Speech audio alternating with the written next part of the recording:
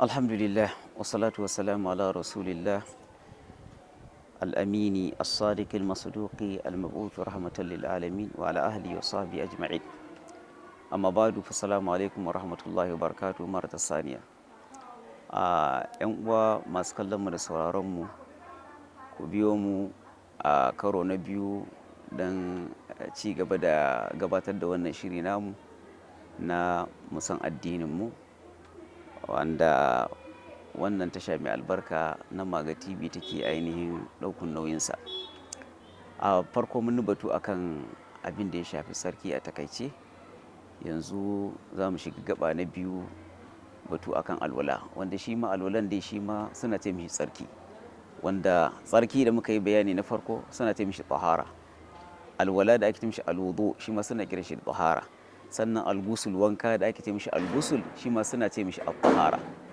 Duka waɗannan nau'uka guda uku, da shi tsarki da muke ce mishi tsarki, da alwala da wanka, dukkan malaman fiqh suna kiran shi da tahara tahara tahara. So yanzu mun fara da na farko, yanzu za mu shiga tahara na biyu, shine abin da ya shafi alwala. Lalle alwala, Allah subhanahu wata'ala yana faɗa a cikin littafinsa, yake cewa ya ayyuhallazina amanu idza qumtum ila salati faghsilu wujuhakum wa aydiyakum ila almarafiqi wamsahu bi ru'usikum wa arjulakum ila alka'bayn. Allah ta'ala ya kira mu'mine da sunan imani cewa idza qumtum ila salati, yayin da kuka yi niyyar yin sallah, kuka yi azama za ku yi sallah, faghsilu wujuhakum, ku wanke fuskokinku, wa aydiyakum ila almarafiqi, sa'annan ku wanke hannayenku zuwa gabbai, wamsahu bi ru'usikum, sa'annan ku shafi kawunanku, wa arjulakum ila alka'bayn, da kuma kafafunku zuwa idan sawu. To wannan shine batu akan alwala da nassin wato alqur'ani. Sa'annan hadisai da yawa sun batu akan kaifiya na alwalan manzon Allah sallallahu alaihi wa sallam, wanda sahabbai suka nakalto muna yadda manzon Allah yake yin alwalansa, wanda akwai hadisin Usman bin Affan wanda ya siffanta yadda manzon Allah yake yin alwala, yake cewa wannan shine yadda manzon Allah yake yin alwala. Manzon Allah sallallahu alaihi wa sallam ya faɗa cikin hadisin da Abdullah bin Abbas ya karɓo mana daga wajen manzon Allah sallallahu alaihi wa sallam, wanda al-Imam Abu Dawud ya fitar da shi, al-Imam Al-Albani rahimahullahu ta'ala ya inganta shi. Manzon Allah sallallahu alaihi wa sallam yake cewa inna ma umirtu bil wudu'i idza qumtu ila salah. Ce abin sani kawai, lalle an umurce ni da yin alwala a duk lokacin da na tashi yin sallah, wanda wannan shi ma kan nuna mana wajibcin yin alwala da kuma shar'anto yin alwala yayin da mutum zai ainihin sallah. To yan uwa, ku biyo mu a cikin wannan shiri insha Allah. Za mu ɗan yi bayani a takaice, wato yadda shi alwalan yake, ba wai dan wani abu sai dan wato ababin isar da sako, domin kaifiyan alwala an nishi ba yau aka fara ba, ko ba yau za a daina shi ba, kuma gobe ma jibi ma har zuwa kiyama ana ta karantar da shi. An da larabci, an da turanci, an da hausa, manya-manyan malamai sun gabata, amma wannan dai za mu sake ne ba don kuma shi dan isar da dawa, abu ne wanda yake Allah ta'ala shi ke isar da al'amarinsa. Kai za ka yi, wani ya yi, wancan shi Allah ta'ala shi ya san yadda zai isar da abunsa isa zuwa ga bayansa. So muna fatan Allah subhanahu wa ta'ala ya isar mana wannan dan abin da za mu yi, ya isar zuwa ga waɗanda za su amfana da shi. Muna roƙon Allah subhanahu wa ta'ala ya datar da mu cikin abin da za mu yi. Kamar yadda aka ga abin alwala na ajiye shi a ainihin gefen hannun dama, wanda wannan ajiye shi a hannun dama, in dai abin ya zama a buɗe ne, shi ma na daga cikin abin da yake na mustahabi, abin da ake bukata. Don tun da a buɗe yake, bai kamata ka ajiye shi ta hannun hagu kana ɗiba da hannun hagu ba. Yasa malamai suka sanya shi a cikin abubuwan da ake bukata, abu ne da ake son shi mustahabi. To yanzu za mu fara insha Allahu ba tare da ɓata lokaci ba.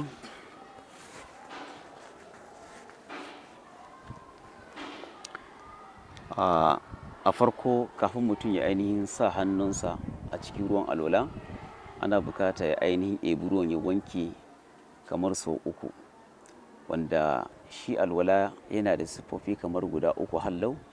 Akwai siffa ta farko akwai wanda ake yin sa marra marra, ma'ana ka wanke dukkanin gaban alola ɗai ɗai. Akwai kuma marratain, ma'ana ka wanke gaban alola biyu. Akwai kuma thalasa marratin, ka wanke gaban alola kowane gaba ka wanke shi sau uku. In dai na wankewa ne ka wanke shi sau uku, banda na shafa kamar kurkuren baki da shaka duk sau uku, amma shafan kai shine za a yi sau ɗaya. To wannan insha Allahu kafin in sa hannuna a cikin abin alola zan ainihin wato tankwarar da shi wannan abin alolan in wanke hannuna kafin in sa hannuna a ciki insha Allah. Bismillah. Sannan wato yin basmala na daga cikin abin da yake mustahabi ga mutumin da zai fara alola, ya ainihin ce bismillahi.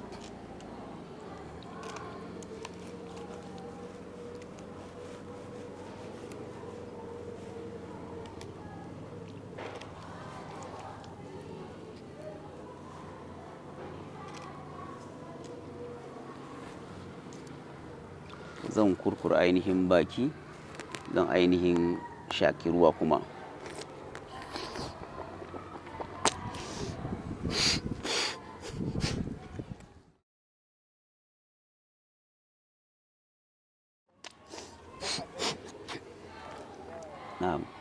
Na yi na biyu, ga na uku.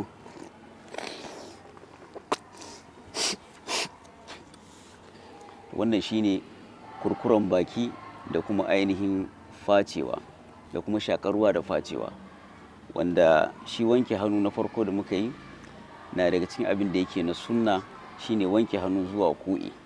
Wannan sunna ce. Sannan ɗiban ruwa da na yi na kurkura na shaka, wanda wannan shi yana daga cikin sunna shi ma. Na ɗiba na kurkura, sauran ragowan sai na shaka. Wannan mutum ya yi daidai. In kuma ya ɗiba ya zubar ya sake ɗiba ya shaka, wannan shi ma babu laifi insha Allahu. Wannan shi ma sunna ne, shi wato kurkuren baki da kuma shakar ruwa da facewa. Ina fata an fahimta. To sai abu na gaba shine wanke fuska, wanda wanke fuska kuma farilla ne daga cikin farillai na alola, kuma ana so a fara ainihin daga manabiti sha'ari, wato matsaran gashi na al'ada. Wannan shine matsaran gashi. Tunda an ce matsaran gashi na al'ada, kenan baya nuna cewa idan mutum yana da sanko wanda rabin kansa nan duk babu gashi sai ya ce sai ya wanko tun daga nan. A'a, sai mutum ya duba ina ne mafi galibin gashin mutane na al'ada, wanda shine iyana. Ta nan mutum zai fara wankewa insha Allah.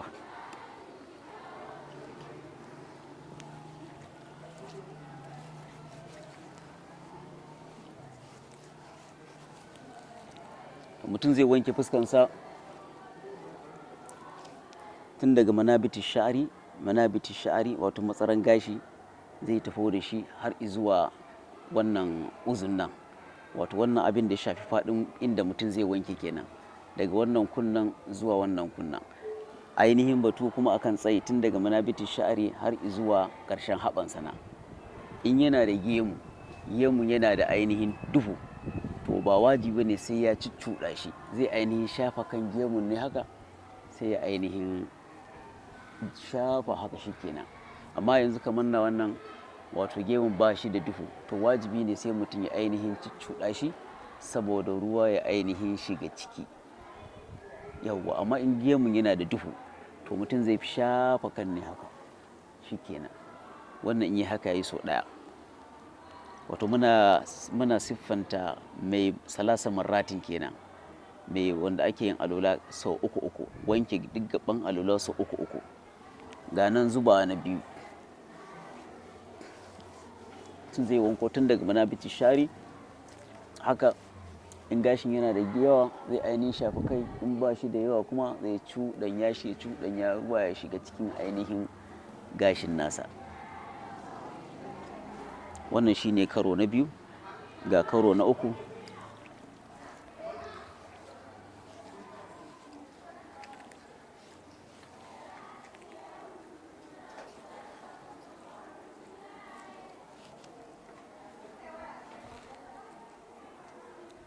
Mun gama da wanke fuska, za mu je wanke hannu.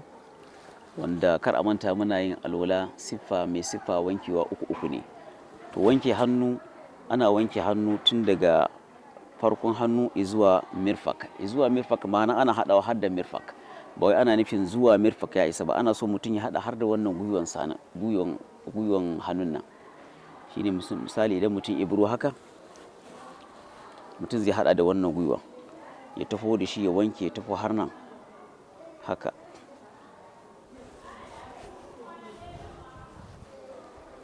Ma'ana ilal mirfak ai ma'al mirfak. Da aka ce zuwa gwiwan hannu, ana nufin tare da gwiwan hannu.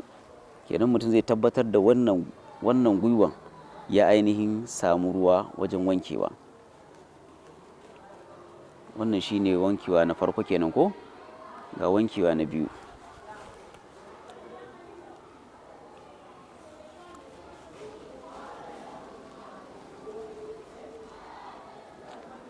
Ga nan na uku.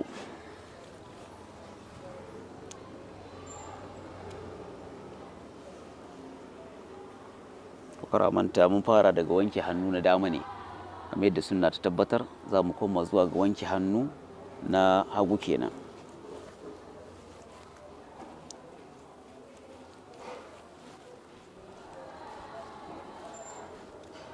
Wannan na yi wankewa na farko kenan ba, sannan ga wankewa na biyu. Kar a manta za a haɗa da ainihin wannan idan hannu a wanko gaba ɗaya. Wankewa na biyu zuwa ga ainihin na uku.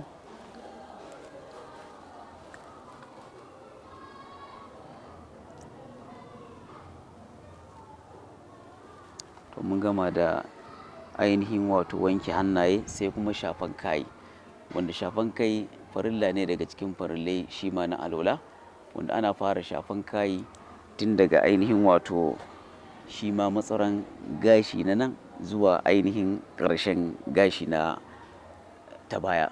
Shine mutum zai ainihin fara shafan kai tun daga nan, haka zai tafi da shi ya tafi har baya. To idan mutum ya wannan ya kai farilla, to dawowa da shi kuma wannan wato sunna ce. Tafiya da shi farilla ne, dawowa da shi kuma sunna ne, wanda ya halasta ɗan damshin da ke hannuna ɗin nan na ainihin shafe kunne da ainihin ciki da waje na ainihin kunnan, kamar haka kenan. Sa'annan ya halasta ko mutum ya ebo ruwa ya jika hannunsa, shine ake tajdidul ma'i, sabanta ruwa bayan mutum ya shafi kai, idan sake ɗiba ruwa ya jika hannunsa ya ainihin shafi kunne. Amma idan yayi na farkon ma ya wadatar insha Allah. An gane ba? To sai abu na gaba shine wanke wato kafa kenan. Wanke kafa kar a manta shi ma na daga cikin wato farillai na alwala.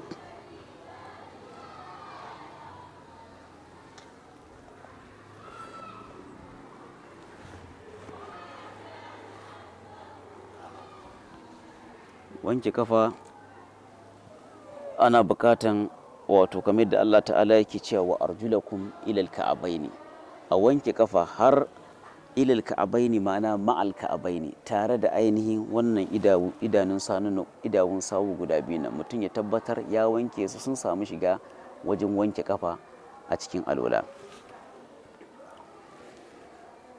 Wato mutum zai dan sa karamin yatsan nan yana ainihin cuccuɗa tsakanin yatsunsa, yana ainihin zuba ruwa. Wannan mun wankewa ɗaya kenan. Wankewa na biyu.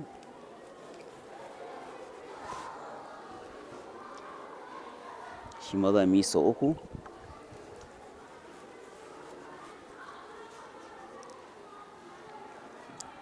To mun gama da kafa na dama kenan, saura kafa na hagu, wanda shi ma za mu yi yadda muka yi a na farko.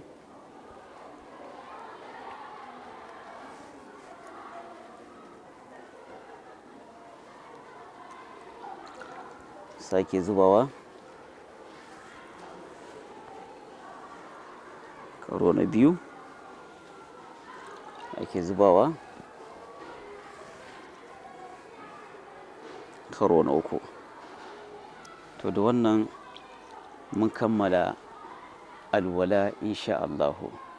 Akwai kuma abin da ake bukata mutum ya kiyaye wajen yin alwala. Ba a bukatan israf filma, ma'ana mutum ya ruwa ya dinga balbalbal wajen yin alwala. Wannan baya daga cikin abin da addinin musulunci ya koyar da mu. Ana bukatan wato al-iktisad, ma'ana mutum ya tattali da ruwan da zai alwala. Kada mutum ya yi israfi, ya yi barnar ruwa lokacin da yake alwala. Ashe kuskure ne lokacin da mutum yake alwala a ebo ruwa katon buta ana alwala ruwa yana ta kwararan nan. Wannan ya saba wa karantarwa ta addinin musulunci.